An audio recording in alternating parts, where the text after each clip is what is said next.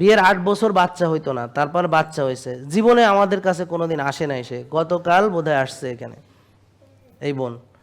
কি এখন আবার তার সব সমস্যা ফেরত আসছে, আবার ওজন বেড়ে গেছে, আবার যা মাইনা ভালো হয়েছিল সব নষ্ট টষ্ট কইরা এখন আবার আসছে। মানুষ যখন তার অ্যাচিভমেন্ট হয়ে যায়, যেটা চাইছে সেটা পেয়ে যায়, সাথে সাথে সে রিল্যাক্টেন্ট হয়ে যায়। কিভাবে পাইছে, কেমনে মানছে, কি সব ভুলে যায়। বুইলা সেই আনন্দে আত্মহারা হইয়া সে আমাদের নিয়ম সব ছেড়ে দেয়। এটা হলো স্বাভাবিক মানুষ। এই জন্য হজরত ইব্রাহিম আলাইসালামকে আল্লাহ সন্তান দেননি, অনেক বয়সে সন্তান দিয়েছেন। হজরত ইব্রাহিম আলাইসালামের সন্তানের নাম হলো হজরত ইসমাইল আলাইসালাম।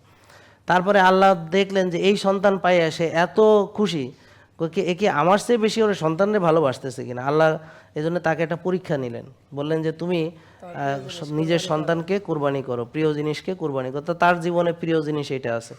তা আমরা এরকম সবাই, যখন আমরা যে জিনিসটা চাই এবং এটা পাইতে আমি জীবনে সব কিছু করতে রাজি, কিন্তু পাওয়ার পর পরই আমার গার্ড সরে যায়, তখন আমি আবার নষ্ট হই, আমি আবার সে ভুলে যাই কিভাবে পাইলাম, সব আমি ভুলে যাই। এটাই হয় বাস্তব। এরকম বহু লোক যারা ওজন কমাইছে, কমায় আমাদের ভুলে গেছে, বাচ্চা গর্ভে আসছে পাইছে আমাকে ভুলে গেছে, নিয়ম মেনে সব রোগ ভালো হয়েছে আমাকে ভুলে গেছে, তারপরে আবার কি হয়েছে, অনিয়ম করে আবার আগের মতো হয়েছে বা আগের চেয়ে খারাপ হইয়া তারপরে আবার আসছে।